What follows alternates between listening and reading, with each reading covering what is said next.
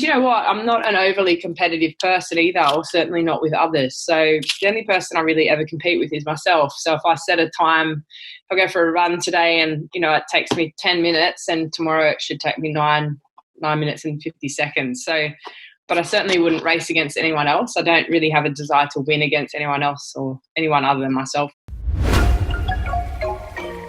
Okay, life can be crazy. You're feeling like you're sinking, just trying to find a meaning. It's time for better thinking, yeah, better thinking. Time to tune in. Let's go. Welcome back to this episode of Better Thinking. My guest today is Kath Koschel.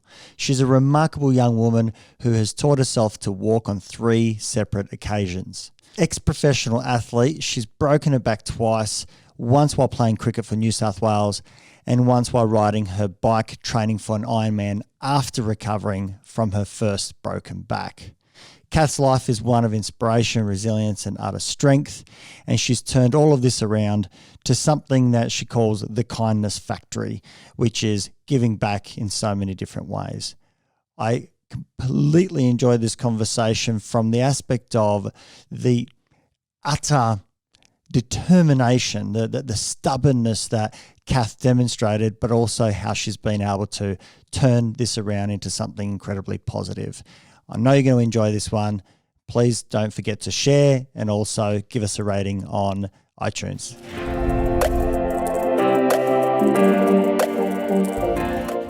Kath Koschel, welcome to the podcast. It's great to have you on Better Thinking to talk a little bit about, I suppose, your story, which is, I think, incredibly fascinating, the work that you do in the Kindness Factory, and a little bit about also, what's made you so passionate about this world. We might kind of go on some tangents as we usually do, but thank you for taking the time. No, of course. Thanks so much for having me. It's a privilege. Tell me a little bit about, I suppose, your story. I don't know where you want to start. I know that you've gone out and spoken about this quite a few times, but I think it's very inspirational and very interesting to hear because it's got so many twists and turns, and what you've turned this into is very impressive. Oh, thanks. I don't know that there's a really apt sort of start point, but a motivational speaker all around the world now, and sort of, I guess, the best place to start is where the dream all began for me. So it was about 8 years of age. I was holidaying at my grandparents' place in a place called, a really tiny country town called Finley in regional New South Wales. And just hitting the ball, cricket ball with my brothers in the park and all those sorts of things, and just really loved playing the game. So I decided that I wanted to give up ballet and tap and all those sorts of things that mum and dad had enlisted me into but wasn't really enjoying.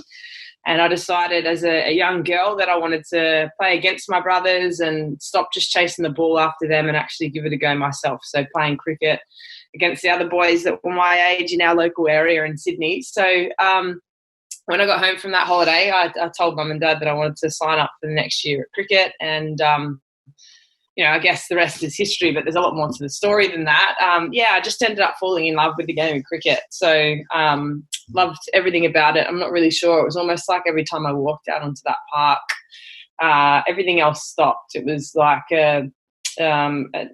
just way for me to escape. Nothing bad. I had a great childhood and a really privileged childhood in terms of love and support and people that cared about me, which was great. So I didn't need to escape anything necessarily, but just really loved that the idea that you step inside that fence or that rope or whatever it is that you're going into from that boundary perspective, and everything was just in that moment. And I think that's why I really loved cricket, to tell you the truth.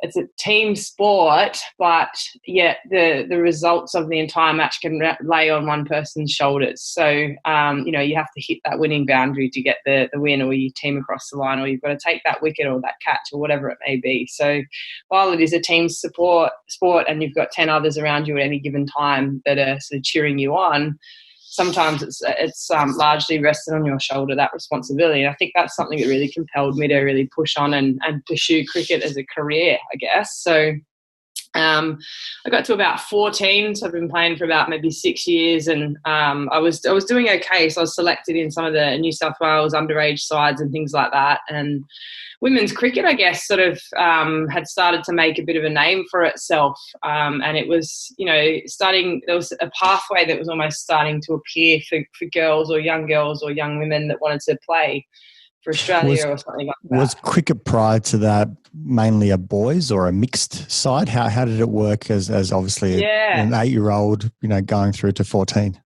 Yeah, I played in the boys competition since I was 16. So, and a lot of my friends who still play for Australia still to this day will play with boys as well. And I think it actually made us tougher cricketers and a bit more skillful. You have to, obviously men are a lot more powerful and faster, and they have bigger hitting ranges and things like that. So to hold your own against them, you sort of have to level up. So you're almost like constantly proving yourself when you play amongst the boys, which is a good thing, I think. I think it's why Australia is so successful at the moment. We just won a World Cup on Sunday. So, it was. I played with the boys till 16, but at 14 was starting to get picked in some of the representative women's sides, which was great. And then I ended up basically just finishing my schooling journey. So I did my HSC, did okay, went on to uni to get a degree, fast-tracked that degree to then take on my first professional contract for Middlesex in the UK. So I just got a call out. They needed a wicketkeeper batter, which is what I was. Ended up being more of a batter than a wicketkeeper, but over there they needed both spots filled. So I went over there on that premise, got my flights and accommodation all taken care of, and got to play at Lords and do things like that. How old were you? I was 21 when I first went over there. So absolutely loved it. It was a sort of defining part in my sporting career, I guess, because I was still a baby, I guess, in some regards. Like, I think about 21-year-olds now. I know I'm not that much older. I'm 32 now. But like, I think about me being 21. I look at 21-year-olds and they're just sort of babies, aren't they, who haven't really experienced much other than, at that point in time, I hadn't really experienced much other than cricket. All I really cared about. I was very one-dimensional. I was a good person. I had good values, I'd like to hope or think. But all that it wasn't in my peripheral of cricket. So if it didn't involve training or eating or sleeping or further enhancing the way that I played cricket, then I wasn't really interested in engaging with it. So were you playing professionally? Sorry, were you playing professionally in Australia at the time before you went over to the UK, or you were just playing the local? So I was playing like local grade cricket. I was in the under 19s New South Wales side, which was great, and then the step up into senior cricket at that stage is quite tough. So New South Wales have got the strongest sporting team by far. It's the most successful domestic sporting team this country's seen, I think. You were kind of just playing that local grade, New South Wales, very strong team, honing all your skills with the importance of just enjoying it. You weren't necessarily playing professionally, but still training at a very professional high grade. Yeah, definitely. And I guess the fact that I was at uni and I had a part-time job, I was balancing and juggling a lot of things at that moment in time. So when Middlesex were willing to sort of get me over there and help me out a little bit financially as well, I sort of took that with both hands, knowing that to play in different conditions, like playing over there overseas on slower wickets and softer wickets, certainly, that it might actually improve my game as well, so I could come back with a repertoire of different shots and things like that. So it was a no-brainer for me at 21 to go over there and try and enjoy myself as well, live abroad. It was the first time I'd sort of lived away from home or being close to my parents and family and things like that. So certainly put myself outside of my own comfort zone, but absolutely adored and loved every minute. So I'm still mates with all of the girls that I got to play with over there. And recently they were over here for the World Cup watching, and some were playing and things like that. So I got to catch up with them all, and they'll be lifelong friends. But I spent 2 years there in the UK, just sort of playing for Middlesex and doing a bit of travel when time would permit over to some European countries and things like that. And thoroughly enjoyed it. And I guess it was probably my second year at Middlesex that I really started to find success. So I got used to the wickets over there. I was scoring plenty of runs and enough for the New South Wales selectors to take notice of the overseas competition. And they sort of said it'd be great if you came back. We'd sort of think we're nearly ready to pick you. If you still score some runs on Australian soil, we'll be ready to pick you here. So come back 2 years later, and at the age of 23, I ended up debuting for New South Wales. It was in January in 2011, and it was almost like this childhood dream that I had begun at the age of 8 had started to come true. So what's that like? Really amazing. Do you know what? So many of us, I when I was a kid, I'd play tennis. You do visualize or think one day that you're going to be, a great tennis player or something, or at least that's what you're hoping. But for 1 in probably 10 million actually go ahead and achieve that at a professional level. What was it like going out and being there, especially on Australian soil? I imagine that was fairly sweet for you. What was that like? Yeah, it was amazing. So, and it was a pretty big event too. So it was televised. It was Adelaide Oval, so one of my favourite grounds still to this day. Not just because I debuted there, but just a really special place. It's got the heritage and everything else that's going on there, and the scoreboard's really nice and all that kind of stuff. So special moment for me. I was a good enough player to be at that level, because you're not going to get picked at that level unless you're scoring runs and doing all the right things. So I'll start with that. But I wasn't a naturally gifted player. So I wasn't, the Elise Perry or the Elisa Healy or someone like that. I was just someone who had to really grind away at my craft. So again, passion was a big thing there. I just was so passionate about playing cricket. I loved it so much that if anyone ever told me no, that I wouldn't make it or something like that, I just dared not to believe them. So it was definitely a passion thing.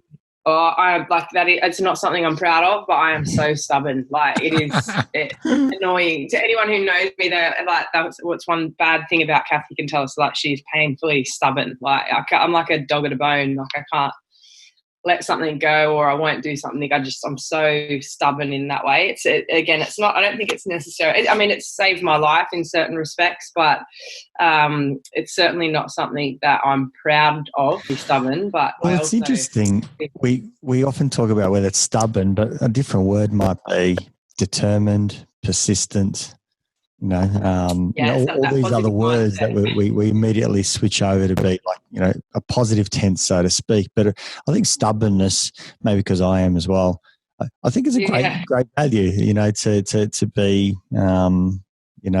so persistent and single-minded in some contexts can be awfully helpful. In others, maybe not so. Yeah, agree. Yeah. We'll rest on that. So there was a bit of determination, persistence in working at it, and that kind of helped. Yeah, helped a lot. So I guess I think I just saw if I was going to get a competitive edge over anyone in terms of being selected, that maybe I should work a lot harder in the gym and spend more hours at training and things like that. So I guess to get there eventually in the end, like the way that I did, and to debut and to do all those sorts of things, it made it all the more sweeter, I guess, because I'd worked so hard for it as well. Not to take anything away from anyone else debuting or doing anything like that, because it's an amazing achievement that everyone should be proud of. But certainly for me it was an incredible sort of time, but also a little bit challenging as well. I was fighting off injury at that point, which ultimately led to a pretty big injury. But unbeknownst to me, it was sort of like, had a little bit of pain and some symptoms and things like that. But I guess the adrenaline of finally making it and having that accoladial sort of thing creep into my mind, I didn't really feel like I felt the pain until I was off the park. So again, like that moment that you walk onto the right side of the boundary, as in the inner sanctum of the cricket oval, I immediately, everything would just stop. So all the pain that I was in, or the things that I was experiencing, or the personal things that were going on for me, and all those sorts of things just seemed to stop. And cricket was the only focus. It was like the only, I guess it's a really good way of being quite mindful. Like, I mean, we always sort of, you talk to psychologists and life coaches and people like that. It's always about mindfulness and being present and in the moment and all those sorts of things. I think cricket did that for me. I think it was the only thing back then that I could literally do that I wouldn't be focused on anything else while I was doing it. And that's probably why I appreciated it so much. So, yeah, to be in that moment, to hit those runs. I mean, I got 50. It was a player match performance. So I performed well in my debut. And, family were there. It was televised, all those sorts of lots of people, like well-wishers and all those sorts of things. So a really special moment to be able to do that. I don't really know how else to describe it, really. Like, it just, apart from being an immensely special time, and something that, I look back on with a smile on my face still, and I'm quite proud of as well, to have not given up on the dream and to have made it to where I got to. So, it was a happy time. It was really good. What's it like on that day? Do you look out the crowd? Do you try and see where mum and dad are? What goes through your head, when you're coming up to, getting close to scoring 50? What goes through your head? Are you I think I was a little bit too in the zone, actually. So I wasn't too worried about the crowd, but a girl who I grew up down the road from Sarah Ailey, she was a very good cricketer. And because we were playing in boys competition, she's 3 or 4 years older than me, Sarah is. And I sort of almost idolised her because she was a little bit older than me growing up, and she always played well against the boys and all those sorts of things. And it just so happened that when I was nearing that milestone achievement of 50, she was out there with me. So it made it all the more special. And I guess I really enjoyed the moment of that. It's almost like a sliding doors moment. Like, I don't know that she should have been that high up in the order, but she was. And it was just a moment that really worked out to be, I guess, the most perfect moment it could have been, having her out there, someone who I guess I owed a lot to from a career perspective as to where I'd gotten, because she was a bit of an inspiration to me. And I was probably more focused on giving her a cuddle than anything else, I think, at that point in time. But I don't think I really realised, and you don't when you're doing or you're achieving anything, or I certainly don't anyway. I don't think I ever realised the gravity or the enormity of what I'm doing until after the fact that it's done. So, you walk off the field and, the immediate thing is you're a little bit annoyed because you just got out rather than going on to get 100, for example. So you get over that, and then you sort of sit with your teammates, and, they're just teammates and they don't think of you any differently just because you scored runs or anything like that. So you certainly don't feel special. And then there's the player of the match award ceremony and things like that, and that's when it might start to sink in a little bit more, and you get to give mum and dad a cuddle and to do all those sorts of things. So it was good, but I had a game the next day as well, so it wasn't like I could go out and celebrate, and I had to reset my mind onto the task the next day and all that kind of stuff. So an amazing time or period in my life that I look back with really fond memories. So special. Very special time. And what happens next? That's obviously a dream in many ways, and it's a great debut. What happens next in your journey? Yeah, I guess for everything we just spoke about that's really positive. It was only about 4 games later, so 4 games into that dream beginning, that it all ended in a very abrupt and big way. So ended up breaking my back, actually, sort of playing cricket. So had a bit of a prolonged disc issue in my spine, which we'd scanned up, we knew about, and I was aware of the risks that were associated with me playing, but I was given a 50-50 chance. So you choose if you want to play or not. And of course, I just made it, so I was going to play and all those sorts of things. And I don't regret that decision for a second. Is that what that niggling pain was on that original debut, that you could feel a bit of pain? Yeah, that was the same pain? It was same pain. So to make it to that level, I played in a tournament. It was a second 11 tournament in Canberra, and we scanned up after that and realised there was a bit of a slip disc issue in my spine.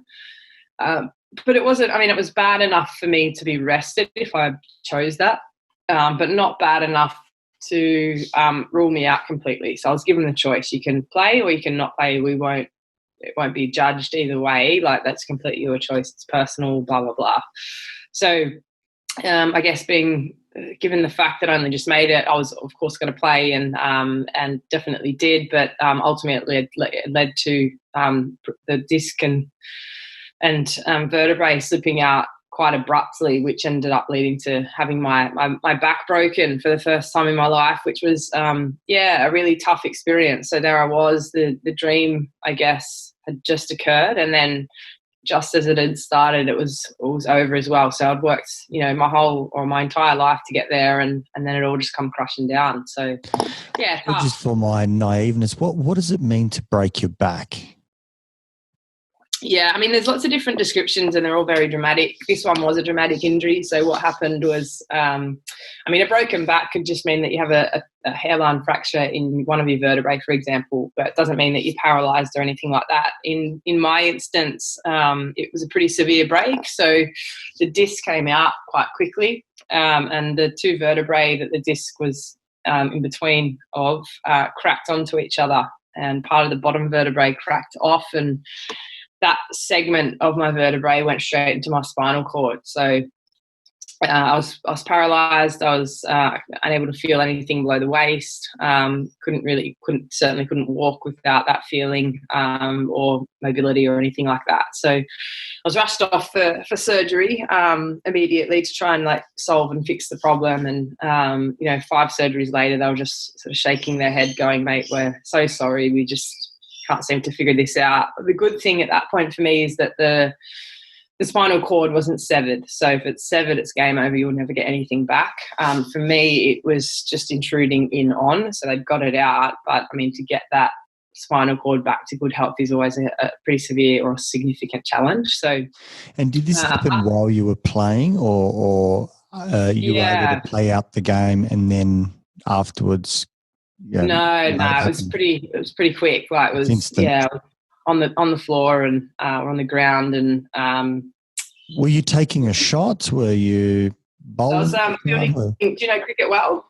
Oh, a little bit. No, I don't. I should probably say no. Okay, I was fielding in cover, which is the position in between the batter and the bowler, basically. The ball got hit past me very quickly. It raced off to the boundary for 4.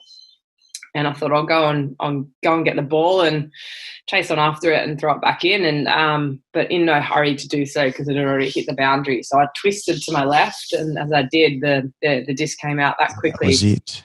It was just a slight twist that no one could have foreseen would happen, and unheard of. Sort of how quickly the disc came out. So normally it's a progressive injury that will just incrementally come out, and then it'll start pressing on nerves, and you notice symptoms and things like that, which I certainly had. But then it came out that quickly quickly enough for the vertebrae to go bang. And did you drop? Did your legs just give way?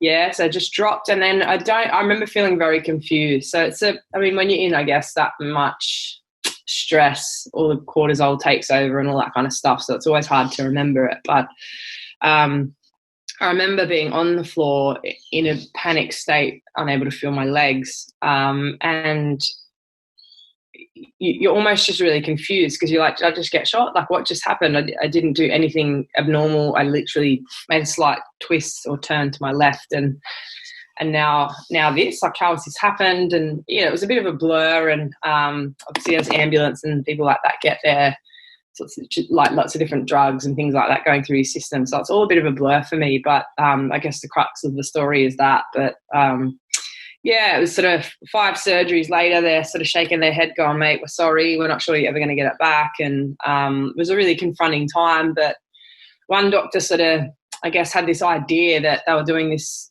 It was almost like trial at that point in Australia, trial surgery. But there was only one surgeon in the country doing it, Matthew Scott Young.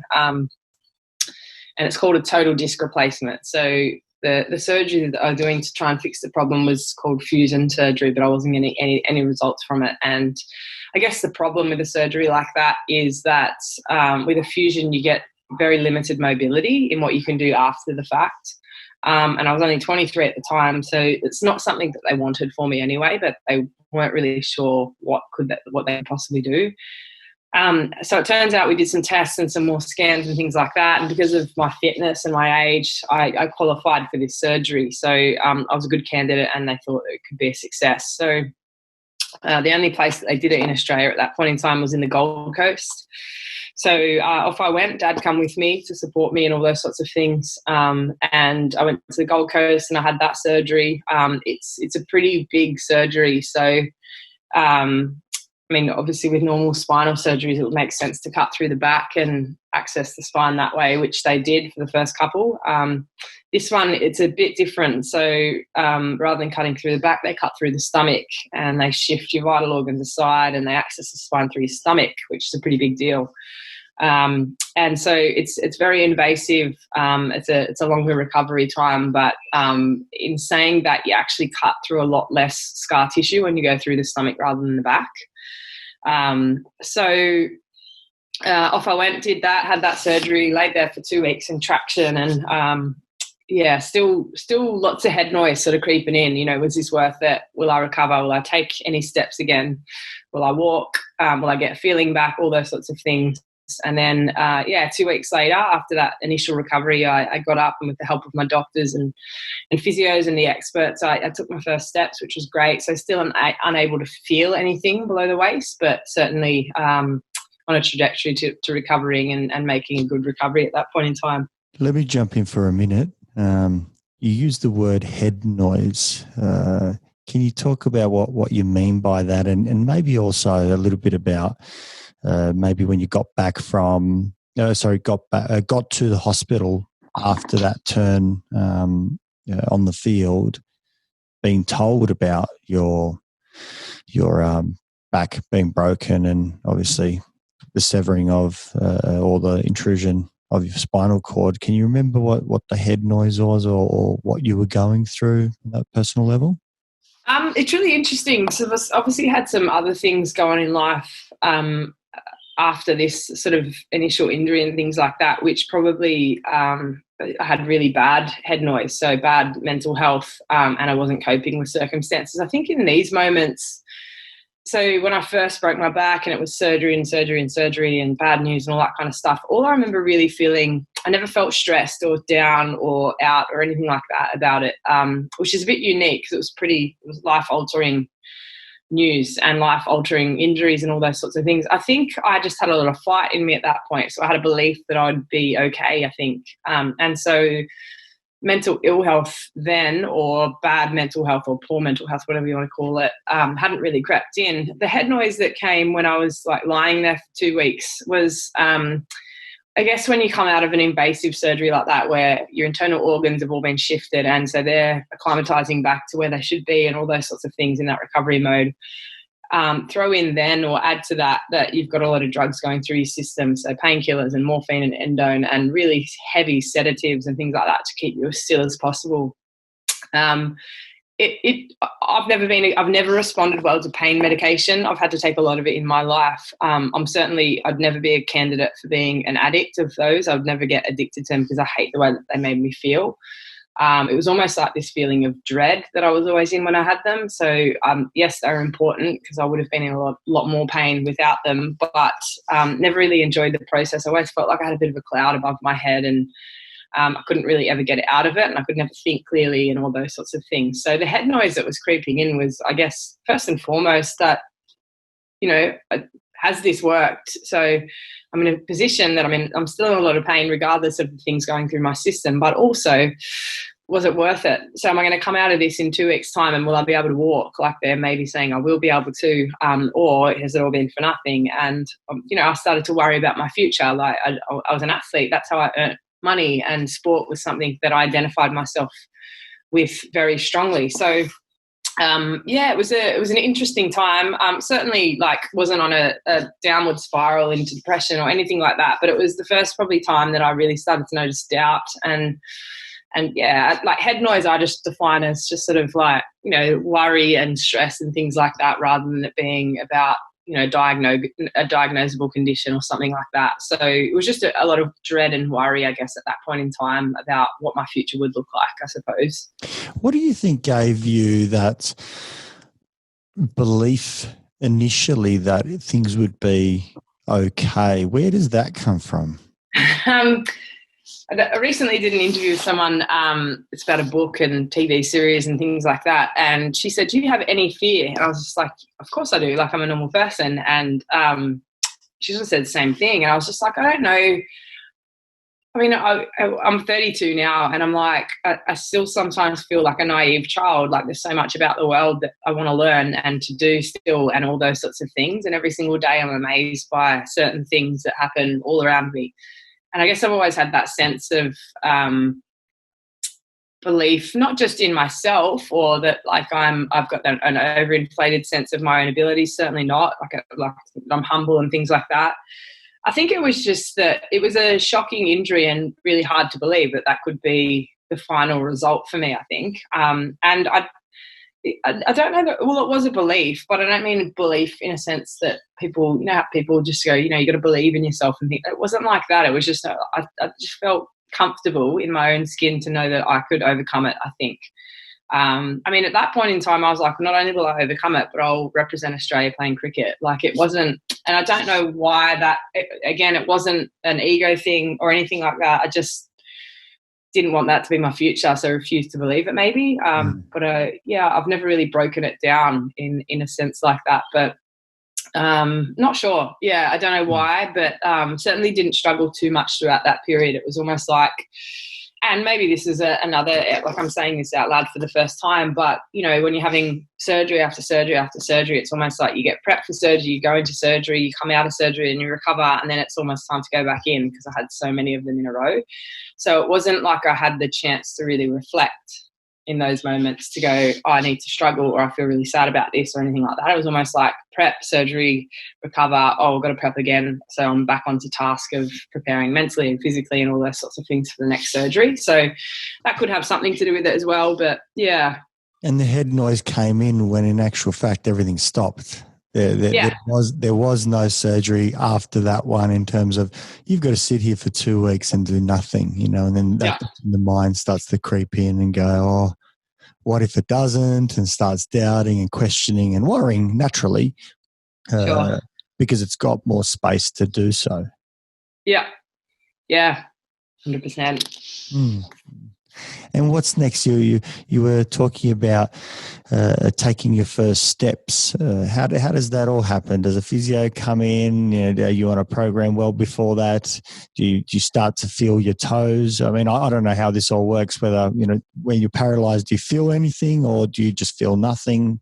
Maybe talk me through that. No. So I guess it was more like there's a date. So it's almost like your markers you've got to meet, and then you've got to, your bowel has to start working and all these sorts of things that you have to sort of tick off along the way. And then when it's deemed that you're at a point in your recovery to be able to do that through checks from the doctors and things like that, then, you get up and that's what I did. It was no more complex or complicated than that. I just sort of sat up in bed and felt a bit woozy and dizzy. It's the first time I'd done that. And, my spine had to readjust and all those sorts of things. And then they got me gingerly to my feet, and with their help, so I still couldn't feel anything at that point in time, but with their help, I took my first steps, which was great. And then it was almost like, you only took 2 today, but tomorrow you'll take 4 and the next day you'll take 8. And then I was well enough to sort of be considered, I guess, an outpatient. So I spent 6 more weeks there in the Gold Coast recovering from a rehab facility there. And then went back. What was it like? What was it like taking your steps again? Very different because I couldn't feel my legs. I almost felt like I was cheating, so I had someone guiding my legs to do it for me. But I guess it was retraining my brain. So the body-brain connection, getting that neural pathway quite strong again, so that hopefully when I got feeling back, it would be an easier process or an easier step into. So you were telling your legs to go, but they weren't still necessarily going. No, so the transmitters weren't really working still at that point. So someone was guiding my legs for me, and it was like I studied sport and exercise science, so I knew a lot about human momentum and physics and all that kind of stuff. So it was quite helpful to have that degree and that background in education to be able to help with the recovery. But like relief as well to have those steps taken and to be upright for the first time in a long time. So a lot of relief. I didn't cry or anything like that. It wasn't like an joyous situation. It was just like, okay, the job's done. I've taken my first steps, and tomorrow I'll double that, and the day after that I'll double that. So I guess I was just very task orientated. So it was like a goal, and then I'll try and reach the goal. And that's, I guess, what a lot of my life's looked like still to this day. It's just set a goal, achieve it, set a new goal, achieve that, and set bigger goals and bigger ones and bigger ones. So is that the athlete inside you, so to speak? I honestly don't know. Do you know what? I'm one of 4 kids, and I've got 3 older brothers. So I'm the youngest and only girl, and maybe that's got something to do with it, because I always I didn't have to fight for everything. Again, like, I love all my brothers, and my mum and dad are great as well. I've got a great family. So it wasn't like I had to fight for it, but being the only girl, you probably feel like you got a bit more to prove than your brothers and things like that. So maybe that has something to do with it, but they were always very supportive of me as well. So it wasn't like they ever stopped me from doing anything because I was a girl or their sister or anything like that. So yeah, I don't really know where it comes from or why I am that way. Again, do you know what? I'm not an overly competitive person either, or certainly not with others. So the only person I really ever compete with is myself. So if I set a time, if I go for a run today and, it takes me 10 minutes, and tomorrow it should take me 9 minutes and 50 seconds. So, but I certainly wouldn't race against anyone else. I don't really have a desire to win against anyone else or anyone other than myself, really. So, I'd say I'm competitive, but only internally, not externally. But, so rehab was just an interesting sort of place there. It was outpatient in Nerang in the Gold Coast, and then went for my final checkup, and my stomach wound had healed enough at that point in time to then for them to say that I could fly back home to Sydney and be around my teammates and my support networks again, and continue the recovery process from here in Sydney. So that's what I did. So you didn't necessarily go home, so to speak. You went back to cricket. Well, I went home. Or is Sydney home as well? No, Sydney's home. Oh, yeah. Okay. My apologies. Yeah. Sydney's home. My family are there and all that kind of stuff. Yeah. So that was great. And just sort of continued rehab from here in Sydney, and did that 3 mornings a week. And, I guess you fast track. I can't go through all the story, but fast track certain moments, and was sort of walking independently. So I still had trouble with my left leg at that point in time. It was about 6 months after that surgery, and was doing really, really well. And everything seemed to be on track for a return to cricket possibly, and all those sorts of things, which was great. And almost deemed like a bit of a miraculous recovery at that point in time, considering significant injuries that I had or had sustained. And I never sort of forget waking up one morning and feeling quite different in my left leg, and really heavy and dead sort of feeling, and thought I must have slept on a little bit funny, and then looked under the covers really early in the morning and realised that my entire left leg was blue, like a bruised sort of colour. And to cut a very long story short, I was at high risk of having my left leg amputated. And what had happened was the doctor, in closing my stomach wound, initially had nicked the femoral artery really slightly, and had a lot of nerve damage because of the spinal cord injury, which simply meant that the blood wouldn't flow into my leg. So rushed off for more emergency surgery when they found that bleed, and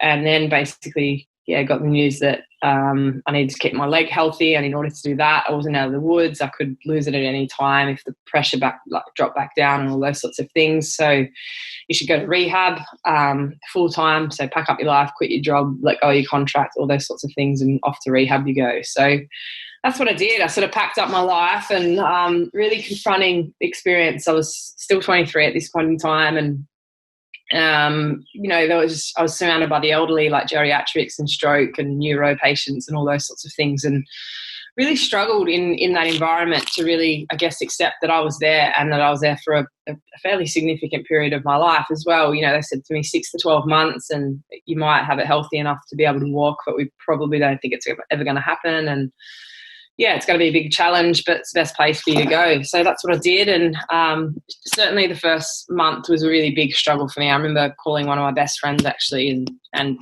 tears running down my face, just saying, you got to come and pick me up. I can't stay here. They can cut my leg off. I don't care.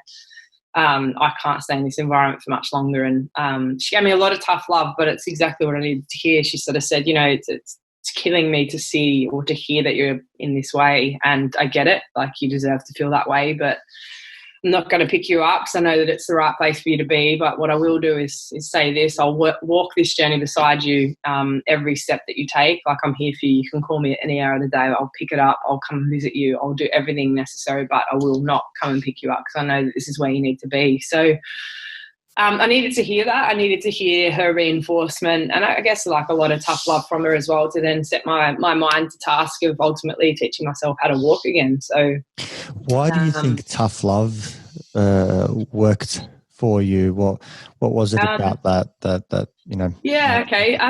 It's not to say that everyone would respond in that way. I think I probably, again, I was young and all this stuff had happened to me, and so I probably hadn't learned enough about myself and what drove me internally. I think one thing that a lot of people, I speak all around the world on this stuff now as well, which is great, but one thing I think that a lot of adults especially neglect is understanding their own values. So when we're confronted with an issue or a diagnosis or like whatever it is, so for me it was, you're going to be a paraplegic and you're never going to walk again, right? Suddenly I've become, if I don't understand my own values, I identify with that. So I'm no longer Kath Koschel, the cricket player, or Kath Koschel, the great auntie, or whatever it is that I really am proud of myself with. I'm now Kath Koschel, the paraplegic, for example. And I think, call it a cancer diagnosis or whatever it is, whenever we get confronted with reality or news like that, we almost then we identify with it too much and we're redefined by that diagnosis. And I think if we don't, the risk that we take in not understanding our values is that if we don't, then that's the outcome and we lose to it a lot more than we should. So for me, I guess one of my values, obviously kindness and empathy and all these sorts of things, and stubbornness and loyalty are part of the things that make up my values. But one of them is just people. So the thing that drives me most out of anything in this world is the belief that people have in me. So an example of that is if someone says to me, I believe in you and I've got your back and I am invested in this journey with you, I then go, okay, my problem's almost halved. So I'm not in this journey alone. It's not like I'm the only one that's wanting me or willing me to walk again. It's 30 other people who are sending me text messages every day, and if they're believing in me, then I've got to believe in myself and I've got to do it for them, if not me. So if the carrot at the end of this road is just that it's self-fulfillment in me and being able to walk, then that's great. But if there's 30 other people that really want that goal to happen as well, then I'm not going to give up, or I'm less likely to give up. And that's not to say that everyone is in the same or they're internally driven by other people as well. But for me, that was certainly something that really helped me. And I guess then the more that my life went on and the more challenges and struggles that I went through, I was able to identify that, people drove me and that if I needed to, I should call them and all those sorts of things as well. So it almost became a strength that I found throughout that struggle that I could tap into or rely on in the future as well, which was, it was good in hindsight to know that and to be a bit more self-aware and all those sorts of things. But I think that was a roundabout way of answering that question. But yeah. Almost in some sense being part of a team and also being able to call on your team and say, I'm struggling, get me out of here. I don't care. I'm not in a good place. Obviously the head noise is allowed and well, get me out of here. But she was able to kind of reconfirm the team mentality that we believe in you. I believe in you. I will be next to you. And that was for you, at least, a strong motivator to kind of not only do it for yourself, but also appreciating the love from others. Yeah, definitely. Yeah. Good summary. That. Yeah. So you get back on the horse, obviously, at that point? Yeah, so I guess after that phone call, I set myself the task. So I think I just realised that there was only one person getting me out of there, and that was me. So I needed to take accountability for that process, I guess. And as hard as that was, it became a big motivator for me as well. So every day waking up going, no one else is going to do this for me. The only person that's getting, like, if you're going to sit here and hate this environment, then hate it, but hate it knowing that you're going to get out of there quicker if you do things better. So just set myself to task, which was no mean feat, but my luck changed about a month into my stay. I ended up meeting another patient who was of similar age and mindset. And I guess like up until that point, I'd sort of been surrounded by the elderly and had to befriend them, which was, I loved that. I learned a whole lot about perspective and myself and the world around me and all those sorts of things. But to meet someone of similar age and mindset, so his name was Jim, it was a refreshing experience. And initially, I think I thought to myself, well, when I got here, I didn't really have anyone to show me the ropes, like show me how to get around or which doctor was best to deal with or where to get the good yogurt from and all those sorts of things that you just don't think of, I guess. So it sounds really fickle, but in rehab, it's really important to get the good yogurt first. But no, so I just sort of thought, well, I'll just show him the ropes. I'll make him feel as welcome as I can. And started off as friends and then ended up falling in love, which it sounds funny because who finds love in a rehab center, right? It was amazing though. And you wouldn't hear too many rehab patients quoting themselves saying, I feel really lucky that I'm in rehab. I've found the love of my life. And yet here I am still in a wheelchair, struggling to walk, all those sorts of things. So I guess Jim just taught me a whole lot about myself, the world around me, love, all those sorts of things. And I guess the thing that's like made our journey somewhat easier was that we started to dream about a life outside of rehab, which made the process a hell of a lot easier. So, we don't like it here. We know that we have a process to follow to get ourselves out of here.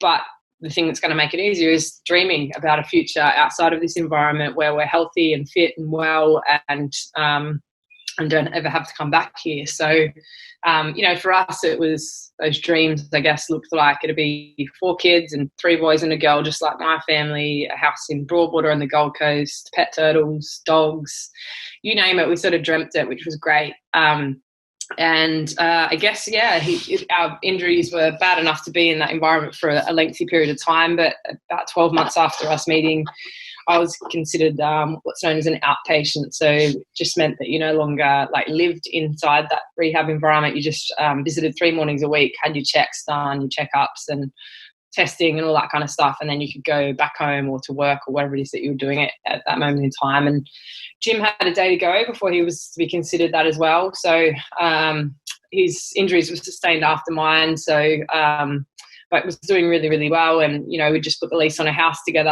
We're going to start our life that we've been dreaming of the very next day. And that night it all just sort of, ended in a pretty big way. So he ended up, taking his own life. And it just crushed me beyond belief. I didn't really know what to do, who to turn to. I was so young. And then I guess the way that I kept thinking about it in my own head was that, I'd lost this dream of playing sport and playing cricket for my country and doing all of that. And then I lost the person who taught me that there was so much more to life than hitting a ball around a park and playing cricket, who'd given me so much hope and perspective. And the reality with the suicide was that, and you hear so many stories out there like this these days, that he was never going to be the one that was that guy that took his own life. Always the vibrant one and the one that was always up for other people. And I guess that complicated the grief process a lot for me. So it would have been hard to lose him in any way, considering the love that we had for each other and all those sorts of things. But then the unanswered questions that arise when you lose someone to suicide, it's quite, there's no other way I can describe it than it being quite torturous. So I just sort of, that's when my mental health really declined, the worst it's ever been. And I didn't really know what to do. I knew that I needed help. I didn't know, it wasn't that I knew how to access it because there were psychologists and people like that I could turn to. But I think for me, it was the fact that if I signed up for that service or went and saw that psychologist or whatever it is, I'd actually have to then confront the things that I was thinking inside my own head, and I just simply wasn't ready for it for a good period of time. So it was about 10 months after Jim passed away, and I just had a complete emotional breakdown, mental breakdown, whatever you really want to call it. I went back to rehab and walked past his old room and just lost it. So just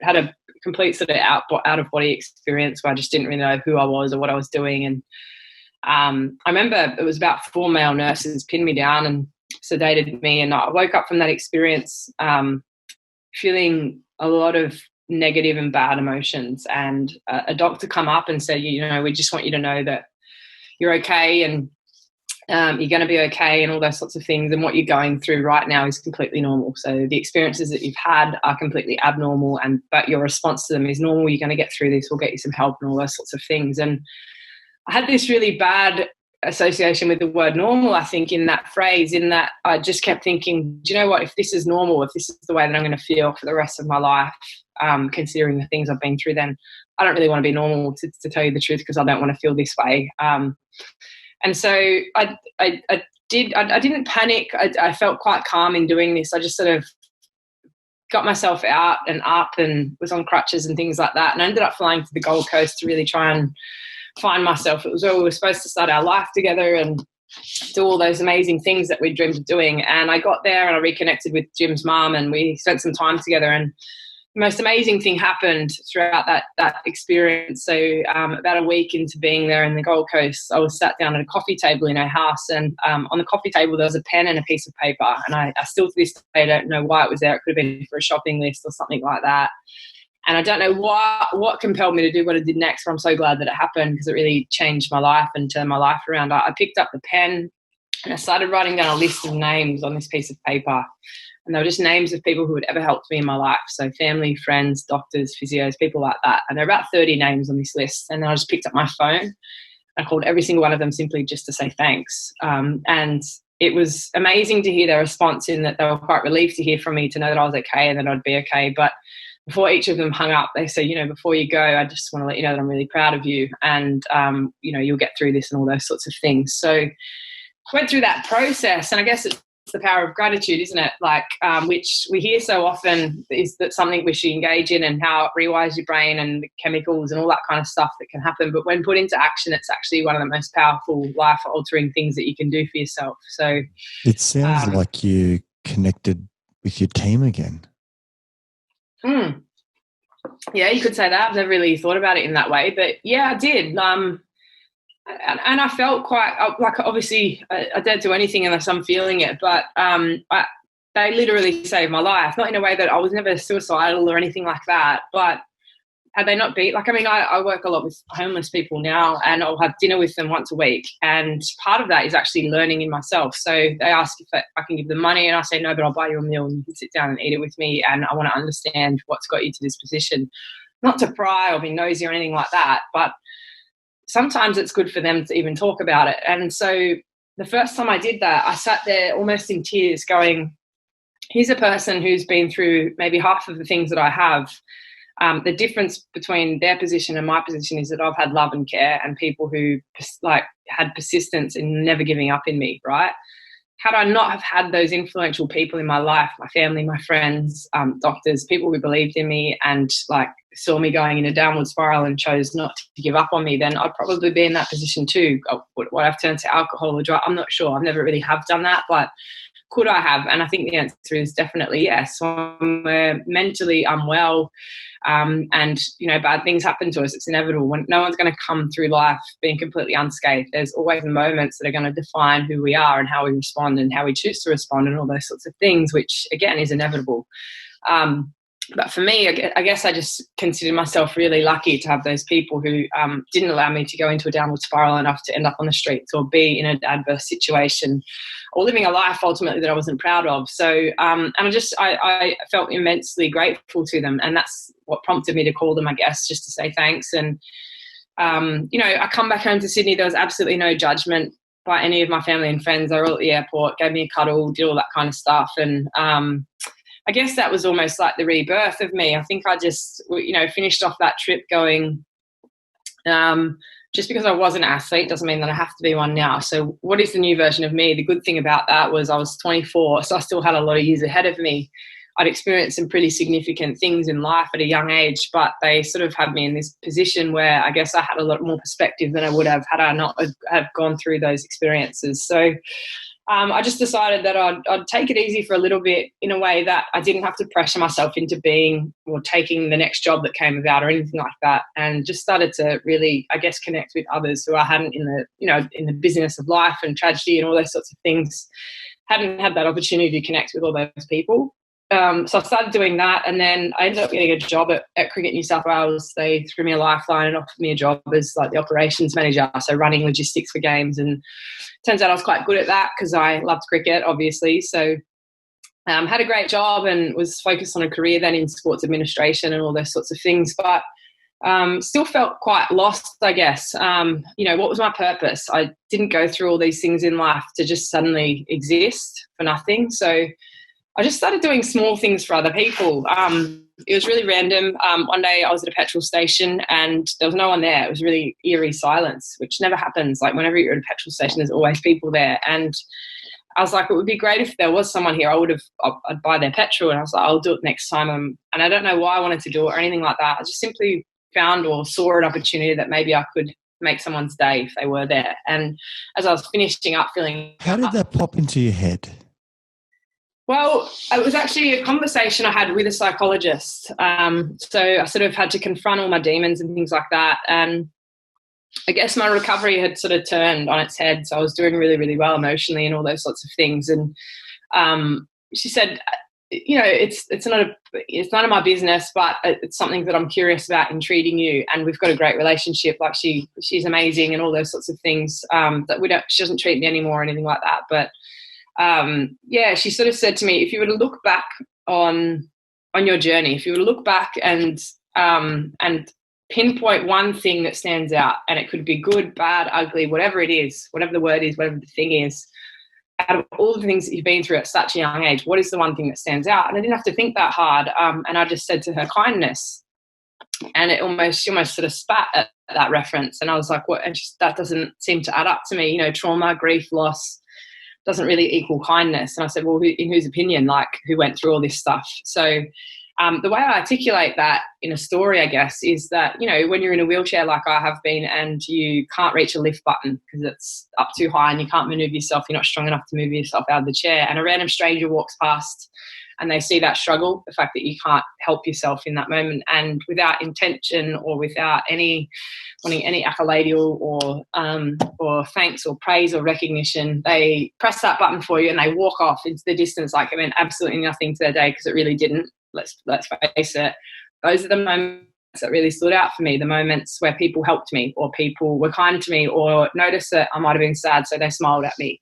And then, of course, my family and friends who are ultimately very kind people as well. So when I considered that, I was like, well, maybe I could give back some of the kindness that I've received. So certainly not to the people that had given it to me, but maybe I could pay it forward. And that's my intention behind all of that. And I thought, if that was the impact that it had on a person who was struggling quite deeply, and small acts of kindness really making a difference to my journey, then imagine what it could do for people who aren't facing challenges or who are like doing different things, whatever it may have been. So I guess that was the crux behind it all. But it was certainly an interesting sort of little period. And I did one act of kindness and then it got quite, snowballed and all those sorts of things, and people started taking notice, and the kindness Did you buy someone's petrol? I did, yeah. Her name was Erin. What did they say? Can you tell us about that?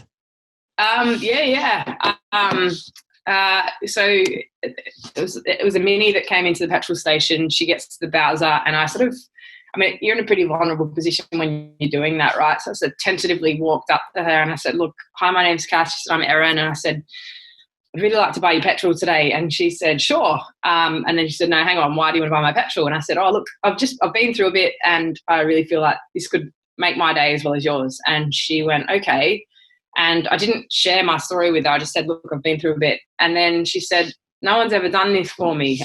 Why are you doing this? And I said, simply because I can, like I'm in a position where I can today. And turns out she had an amazing backstory too. And she sort of said, I'll never forget this moment and all those sorts of things. And she shared that on social media. And so then all these people were sharing it and getting behind it and all those sorts of things. And that was, I guess, the start of it all. Like I just then kept doing things like that. So dinner for the homeless and wheelchairs for kids and all those sorts of things. And it was almost like this movement was then born of me paying forward the kindness that I'd received. So that was great, but it was always just going to be a little bit of a side project. That I never really thought would go anywhere at all, really.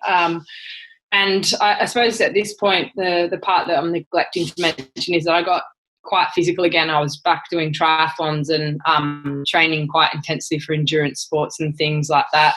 And I got really good at it. So I was signed up for the Port Macquarie Ironman in 2016.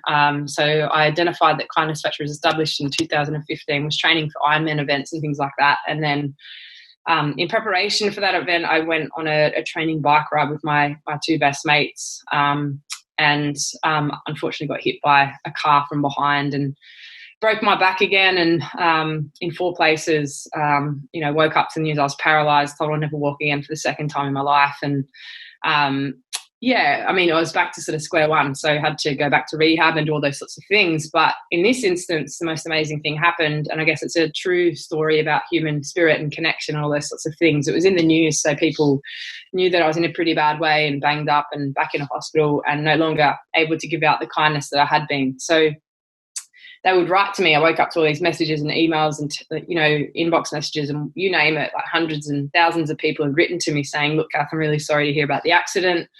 But I wanted to let you know that because of you today, I mowed my neighbour's lawn, or I donated blood, or little kids would write to me and say, I tied my sister's shoelace because she doesn't know how to. And all these acts of kindness started getting sent my way. And I thought, this is absolutely amazing. This thing that I've started that was a way of me giving back kindness has now turned full circle, and people are now starting to treat each other with a bit more kindness and respect and dignity and all those sorts of things. So I spoke to the website guy, and he then said, well, we'll flip it. We'll set a goal to reach 1 million acts of kindness, and others can contribute to that goal. So it's not just about you, it's about everyone around the world. And I've done lots of different things as a result and since that moment, but we're actually about to hit the million. So we're at 965,000. And 83. And 83. There you go. Right, there you go.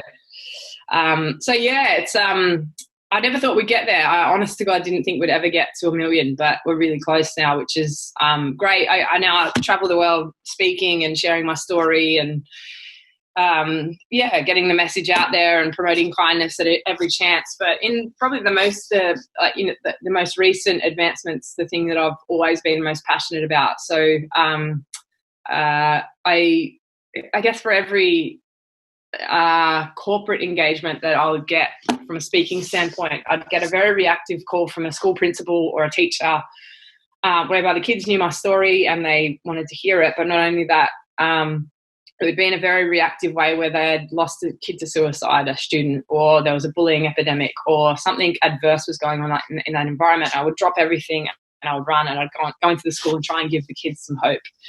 And when I'd get there, the teachers would say, this is amazing. Thank you so much for coming. Obviously, you're a busy person. You can't come back tomorrow or the next day or even next year. Could you leave us with anything that we could, I guess, continue this legacy of kindness? And so we recently partnered with Kaplan, who are a global education provider, and we've just about finished, I guess it's the first of its kind, kindness curriculum. So it teaches kids soft skills, I guess, that are so needed in this day and age, but so often neglected because people are time poor and, maths and science and literature and things like that all take over. So, it's been a really interesting journey to get that. So it's things like, trust and honesty and empathy and positivity and you name it, there's these 13 attributes that are thrown into this mix where kids get to be taught about perspective and all sorts of things that they often wouldn't have. And I guess one of the reasons I'm so passionate about it is that when this all began, and it was about acts of kindness and 1 million, and it's great that we're going to hit that, but at the end of the day, what does it all mean, right? I mean, lives have been saved, people have donated kidneys on our behalf and things like that,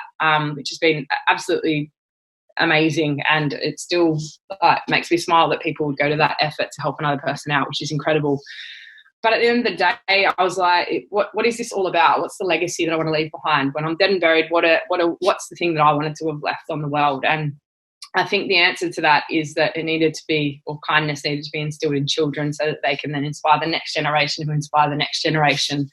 And we're after a bit of a generational change. So we don't believe we're going to see results overnight, but wouldn't it be nice that if a kid was started on this kindness curriculum today, for example, in kindergarten, and in 13 years' time when they graduate from high school, they've now got the ethos or the building blocks to be a naturally kind person and all those sorts of things. It would be incredible. We're hoping for generational change. And it's not to say that adults now can't impacts the world either, because I certainly think that they can, through kindness and perspective and things like that as well. But our focus as a charity now, both here and in the US, is on kids and instilling kindness as much as possible in children so that they can carry that legacy through for us, for the generations to come, which has been amazing. I never thought, I just took you through my story, but I never thought at 23, before I broke my back for the first time, that I'd be leading a movement of goodwill or social impact around the world, which is something that I think is probably like a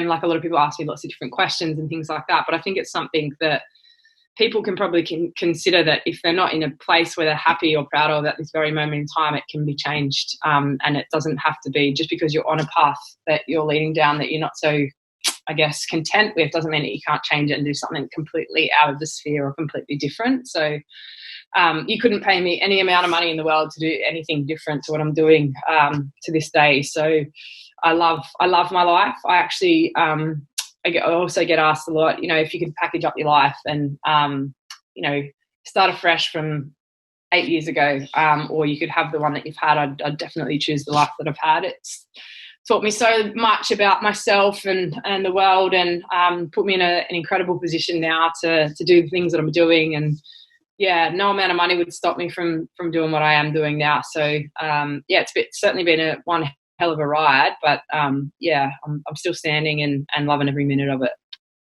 What do you think you've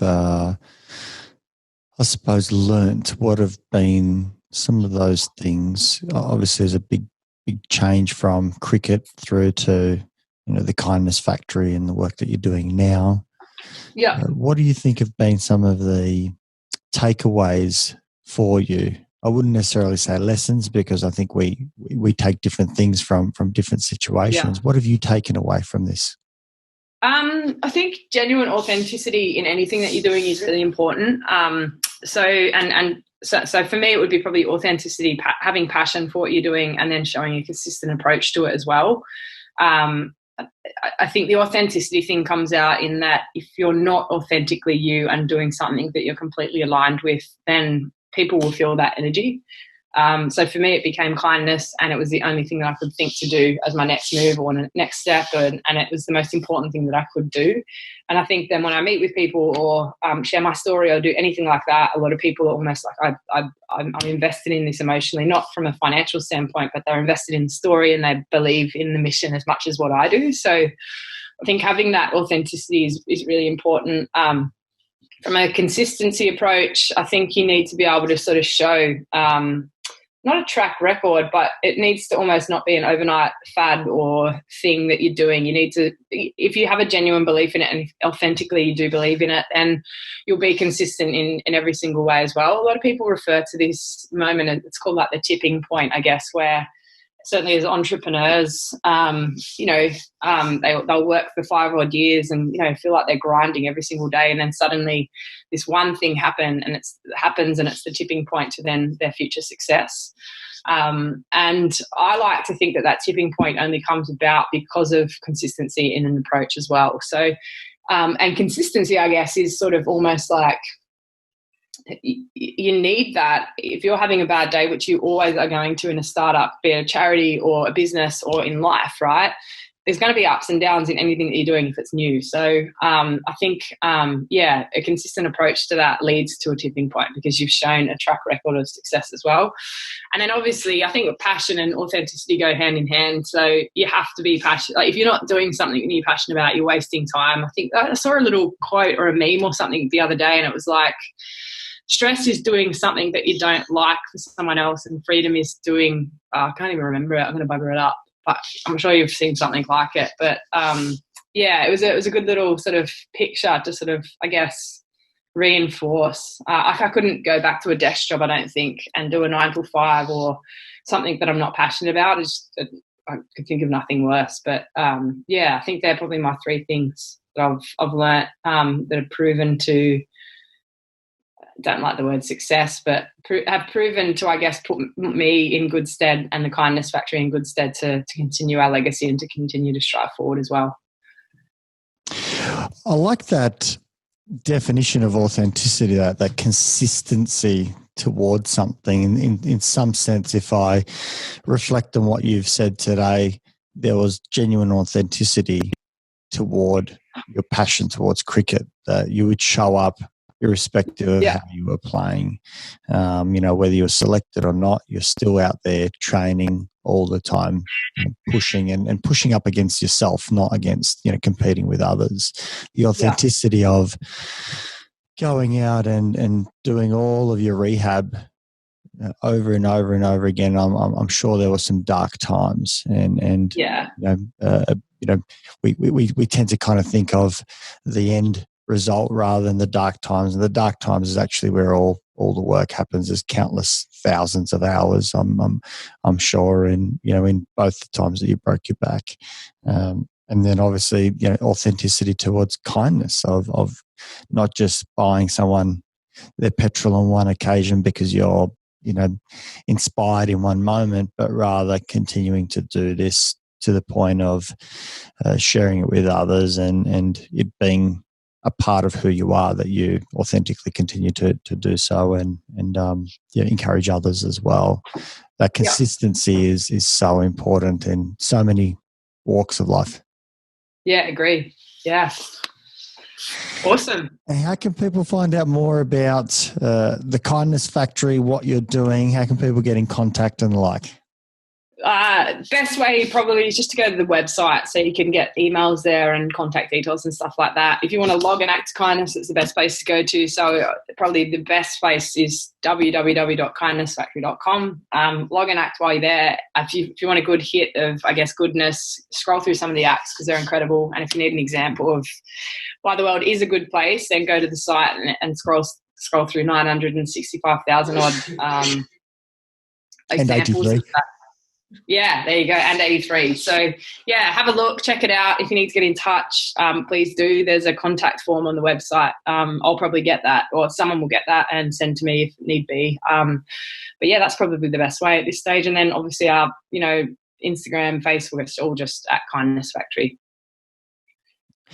Is cricket on the cards for you anymore, or this purpose now is something that is where Kath's going? No, I still can't feel my left leg. So cricket got ruled out, and that's not a bad thing. I've still got friends that play, for Australia and all those sorts of things. So I still get to be involved in it, which is great, and still love cricket so much. But, certainly my priorities shifted and this became the focus, and, love it. Love what I do. Kath, I don't know how to end this other than to say big thank you. And obviously I think this whole idea of, I think you said paying forward kindness is an amazing idea and concept, but most importantly, the authenticity around that, the consistency is where it makes a difference. And I know other organisations like Are You OK, are really looking at how they can push it, not to be one day, but rather to be a consistent idea that maintains that momentum, because that's where we have that cultural change. And I'm hearing that in the way that you're looking at this, making this an every day or an every week something that's embedded in the way that we are. And it reminds us to be grateful. I think there's something left with the person who's been kind. Often they get a whole lot more than the person that receives it. Thanks again, Kath. Yep. Really appreciate your time and look forward to hearing more about where this journey takes you and hopefully the explosion of the Kindness Factory worldwide. If you enjoyed this podcast, please support it by going to iTunes and putting a review, subscribe, share it via social media, and tell others about it. Start a conversation. It's listeners like you that make this able and possible, and why we bring in these guests to go out and share their knowledge and resources. And just lastly, if you are a psychologist and you want to go out and be part of a bigger team, develop your experience and get into some exciting work, come to strategicpsychology.com.au/careers and reach out. I'd love to hear from you.